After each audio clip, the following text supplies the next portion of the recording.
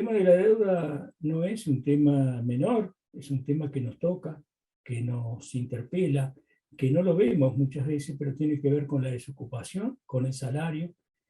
Todos sabemos lo que ha sido el COVID-19 y realmente muchas veces no habían recursos para atender las problemáticas del COVID, pero sí seguían habiendo recursos para pagar los intereses de la deuda pública. Sí habían recursos para proteger la propiedad privada, sí habían recursos para, entre comillas, honrar las deudas, muchas veces honrar deudas que son ilegítimas, ilícitas, fraudulentas, estafas, y eso es el mecanismo de la deuda pública. Y como no quiero ser políticamente correcto, por ejemplo, Costa Rica muchas veces se lo ha asimilado con Uruguay por los índices sociales, por los índices de educación, por algunos hechos de la historia. Y, por ejemplo, si no tengo mal entendido, Costa Rica está con 5.136.000 habitantes aproximadamente, según el último censo, y Uruguay está con unos 3.500.000 aproximadamente, o sea, somos bastante parecidos.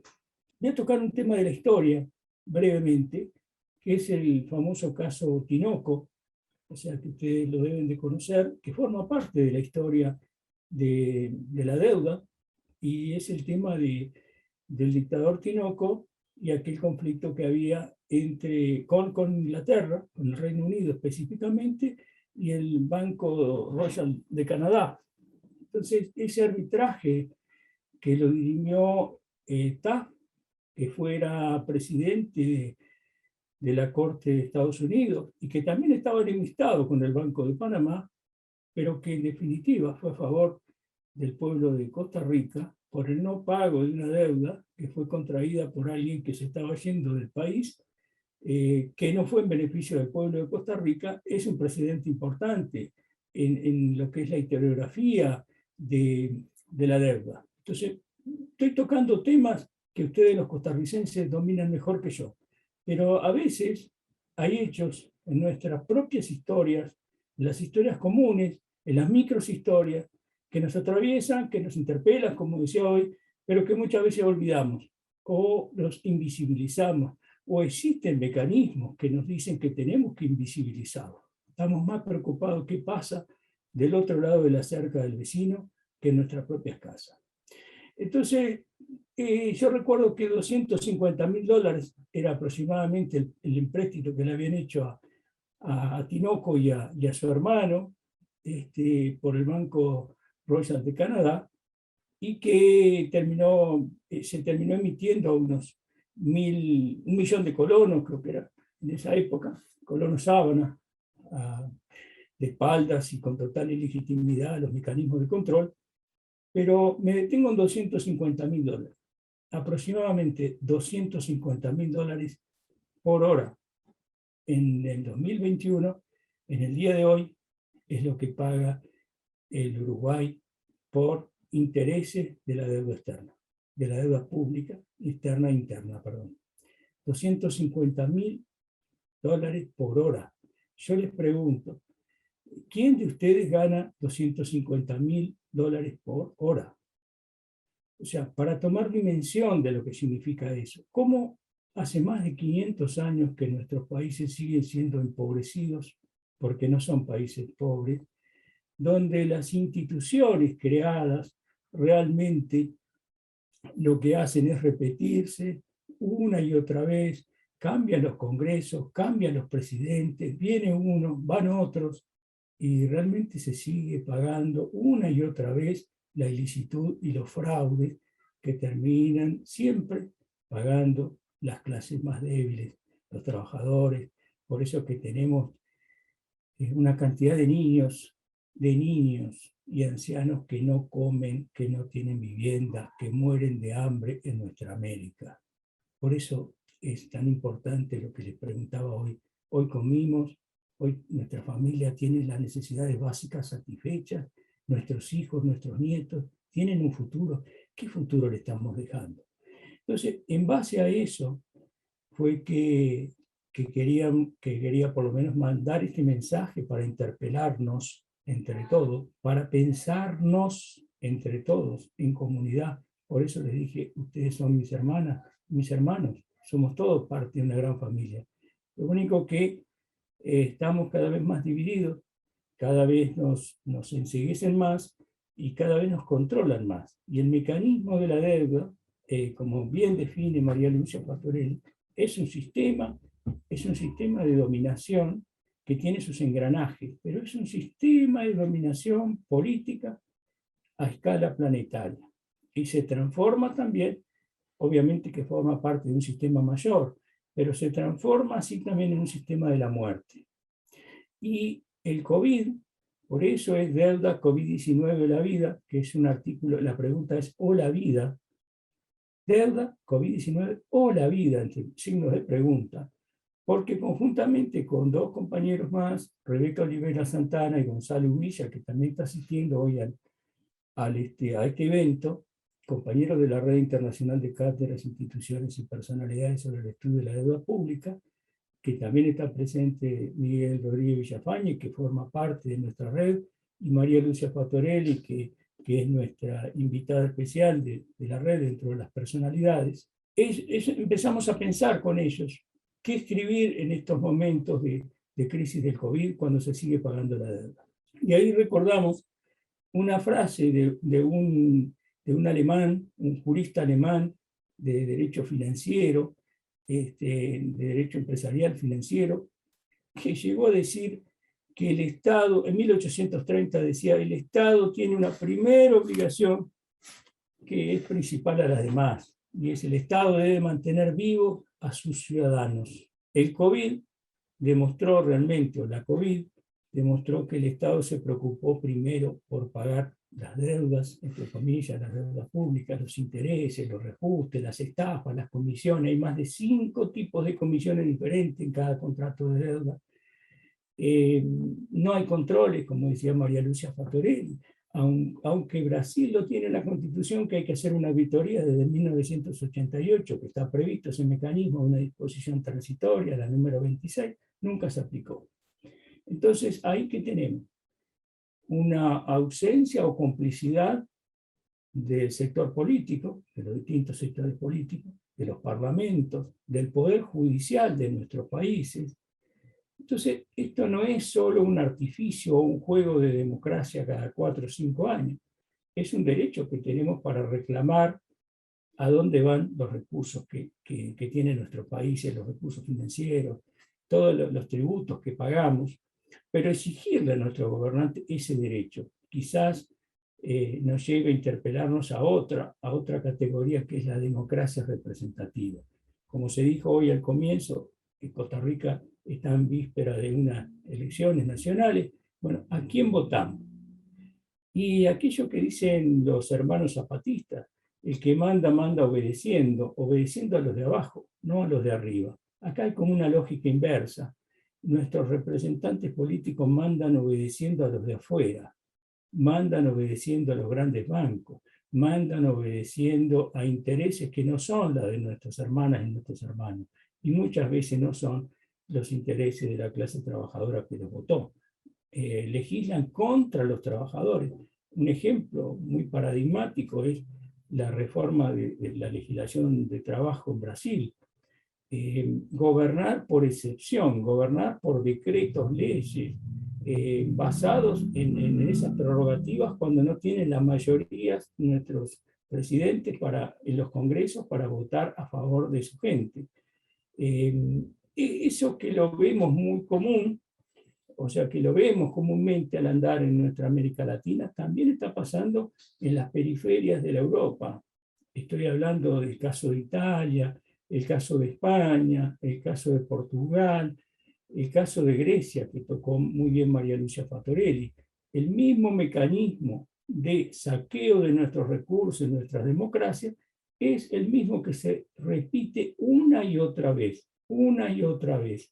La Constitución de España fue modificada en 2 horas 30 minutos, a puerta cerrada, y se estableció en el 2011 que la prioridad absoluta, el artículo 135 de la Constitución Española, establece el nuevo artículo, que es prioridad absoluta el pago de la deuda externa, por encima de las demás cosas.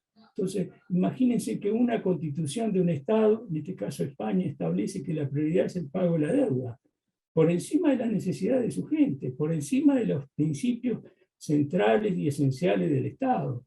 Entonces, ese tipo de cosas son las que nos llevan a hablar de que estamos frente a un neocolonialismo jurídico, que lo hemos hablado en otras oportunidades, pero sin irme del tema, Italia, también en el 2011, en este caso España fue por presión del Banco Central Europeo.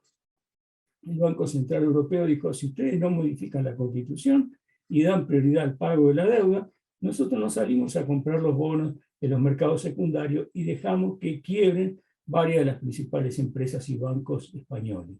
Por eso fue que a puertas cerradas se unieron los dos partidos mayoritarios de España y votaron esta reforma constitucional del artículo 135. Pero en Italia ocurrió exactamente lo mismo, solamente que acá fue un memorándum de la banca JP Morgan. JP Morgan mandó un memorándum al Parlamento italiano para que modificaran una ley de acuerdo a los intereses bancarios y establecer lo que se denomina el pacto fiscal. ¿Cuál tendría que ser el rango de deuda que tendría que tener Italia y el resto de la Unión Europea?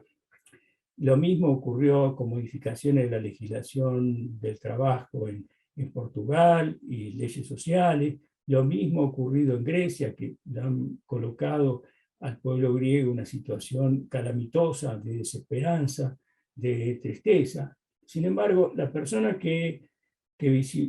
mí me gusta visibilizar, no para hacer juicios de valor a nivel personal, pero sí, por ejemplo, les puedo decir quien maquilló los números de Grecia antes de que ocurriera la crisis, ya en el 2010, era una persona de Goldman Sachs, ese banco de inversiones norteamericano que ustedes deben de conocer.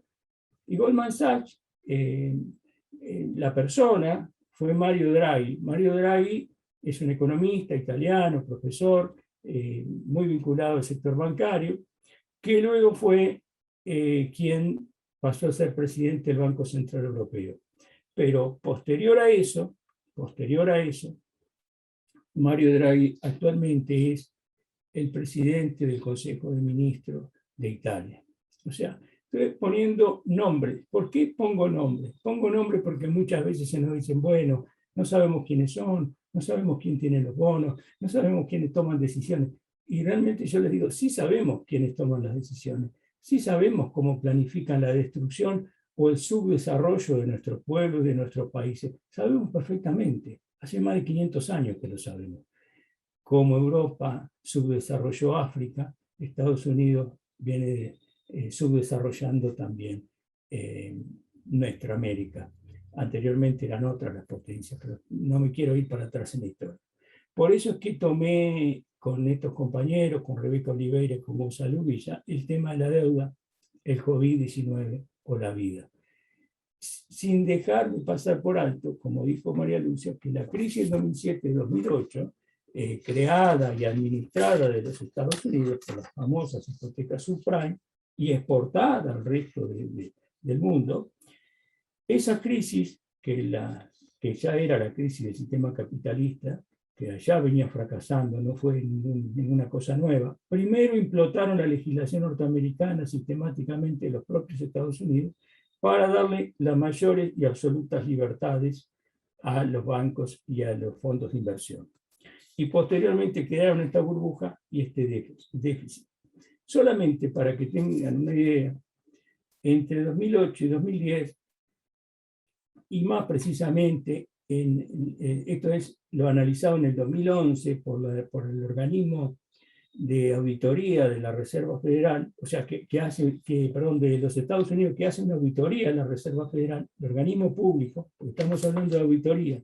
Entonces, la primera vez en la historia norteamericana se hace una auditoría a la Reserva Federal, que como ustedes ya saben opera desde 1913 y es un conjunto de bancos privados, y determinaron en esa auditoría que desde diciembre del 2007 al 21 de julio de 2010 se prestaron, o sea, se prestaron entre comillas, porque se financiaron, se hizo salvataje de los principales bancos, de los principales fondos de inversión que crearon la crisis, pagando la suma de 16.115 billones de dólares, lo que sería para nosotros 16.115 trillones de dólares, porque ustedes saben que el sistema norteamericano habla de billones, cuando de este otro lado hablamos de trillones, por un sistema particular que tienen ellos.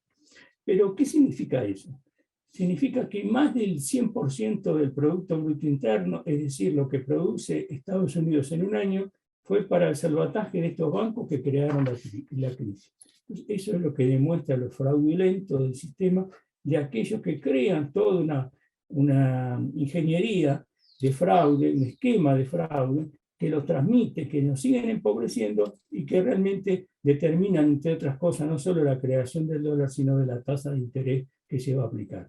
Tasa de interés de los bonos a 10 años, tasa de intereses comerciales, que luego repercuten en las deudas de nuestros países, porque si mal no tengo entendido, Costa Rica tiene el tema del dólar, Panamá tiene el dólar, Ecuador tiene el dólar, pero el resto de nuestros países no maneja el tema del dólar. Entonces, eso afecta ya en lo que se llama el carácter de señoreaje de la moneda, nos afecta doblemente, porque no tenemos y no ganamos nuestros salarios en dólares, ganamos en otra moneda. El país recauda en otra moneda, se hace más difícil y más costoso, solamente por el intercambio de moneda, por el cambio de moneda. Si a eso le sumamos tasas excesivas de intereses, ahí ya se dificulta el tema. Y esto no es una teoría de la conspiración, esto es la pura realidad.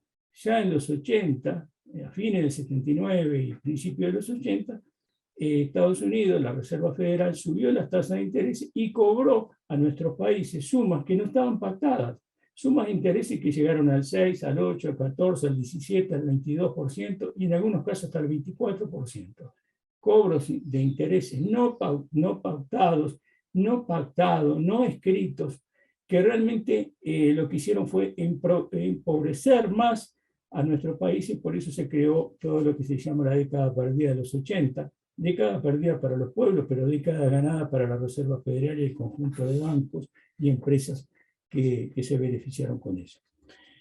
Pero para no aburrirlos con los números, me pareció algo interesante para compartir con ustedes, es en el tema del sistema de la deuda, de las auditorías, en este caso la auditoría ciudadana integral de la deuda pública, que debe comprender, a mi entender, tanto la privada, la externa como la interna, perdón, toda la deuda, pero detenernos en que las auditorías, cuando dice ciudadana, ¿quiénes son los ciudadanos?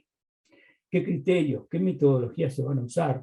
Para eso nos sirvió mucho la experiencia, sé que está Pilar Mancero también por ahí, la experiencia de Ecuador, cómo crear una metodología de estudio de la deuda.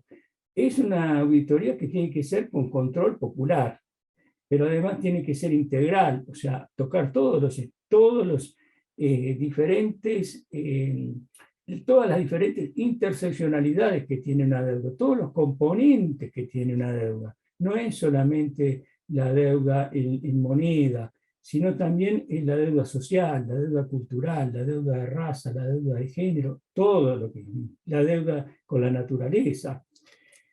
Pero me quería detener en eso y hay un mecanismo en el cual tiene como un engranaje, como un sistema, ese sistema que habla María Lucia, tiene determinadas lógicas, por lo menos 3 lógicas, porque ese sistema de la deuda es una estafa negocial, en el fondo es una estafa negocial. Pero ¿cómo se maneja? Se maneja con una matemática financiera, ¿no? Que ahí tiene un sistema de capitalización de intereses sobre intereses, como lo dijo María Lucia, el anatocismo, y también tiene cláusulas que se van acompañando y se van agregando a los bonos de deuda. Cláusulas que te pueden modificar los salarios de los trabajadores, cláusulas que pueden modificar cuánto puede gastar el país en determinadas inversiones. Muchas veces se habla de gastos sociales. No, son derechos sociales, derechos constitucionales sociales, porque no es gasto. Gasto es una lógica de la empresa. Cuando hablamos de los pueblos, no podemos pensar como si fueran empresas.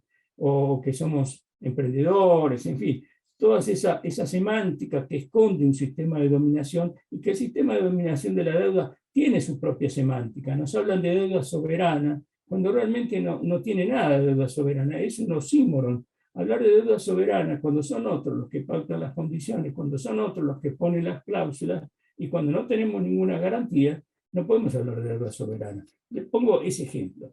Pero las lógicas, esas tres lógicas, la lógica del cálculo matemático, o sea, la matemática financiera de la deuda, de los bonos de deuda y los distintos endeudamientos, y que va acompañada de dos lógicas más. La lógica del banquero, que es la utilización de mecanismos eficientes para asegurar el control. El banquero lo que quiere es asegurarse el control del endeudamiento. No le importa si son personas físicas, si son empresas, si son estados. No quiere controlar el endeudamiento y ahí tiene el poder.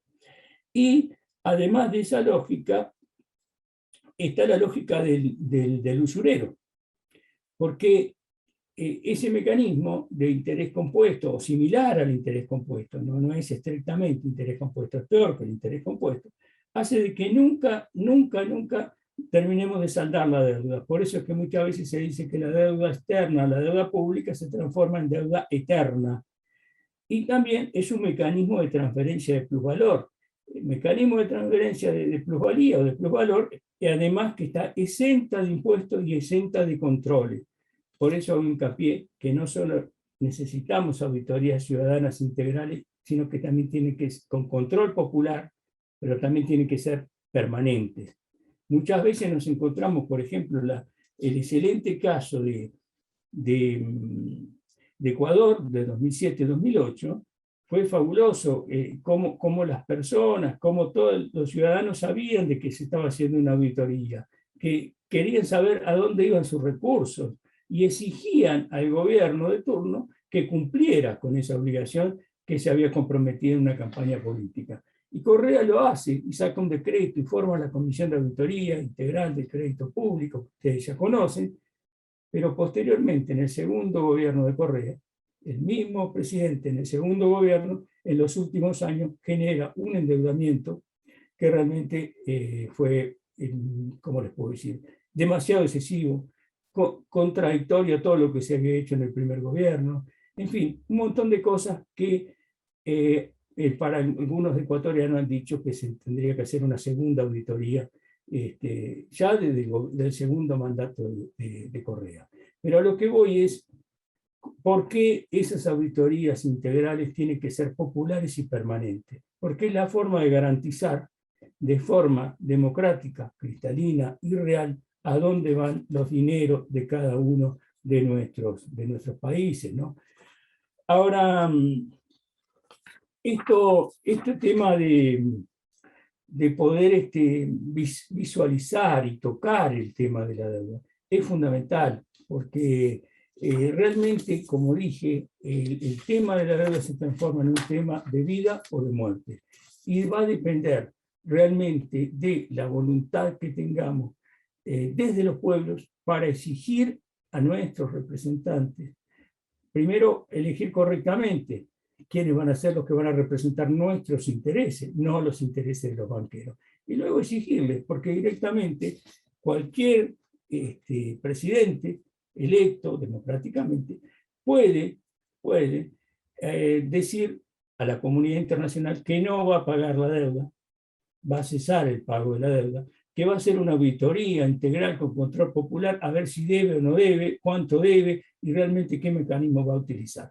Esto que parece, digamos, tan inaccesible, una utopía irrealizable, se ha hecho en otras circunstancias. Como les decía, no solamente 2007-2008, la auditoría, para mi gusto, inconclusa de la auditoría del Ecuador, integral del Ecuador, sino también en el 30-31 en Brasil se hizo una moratoria y auditoría, y Brasil dejó de pagar desde el año 31 hasta el año 48 su deuda, demostrando todas las irregularidades que después, posteriormente, en la Comisión Parlamentaria, Investigadora Parlamentaria de 2009-2010, que también participó María Luisa Fattorelli, demostraron que había grandes irregularidades en el manejo de la deuda.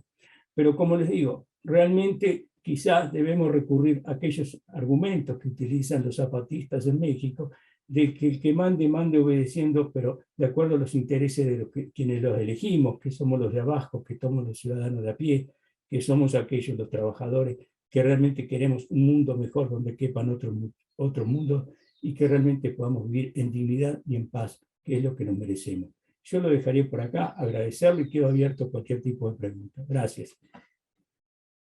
Y brevemente, muy brevemente, hay dos elementos que no los toqué, pero que tienen que ver con la deuda, es el tema de las cartas de intención que firman nuestros países con el Fondo Monetario Internacional y los planes de ajustes estructurales con el Banco Mundial.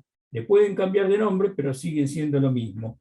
Solamente para que tengan una idea, en el caso uruguayo, en el tema del programa de ajuste con el Banco Mundial del año 89, que se preveía por 15 años, dice, tiene que ver con los trabajadores. Digo, estamos con un sindicato y acá dicen, los trabajadores tendrán que trabajar más años y recibirán jubilaciones reales menores que las que esperaban. Algunos de sus parientes perderán su derecho a recibir pensiones cuando fallezcan.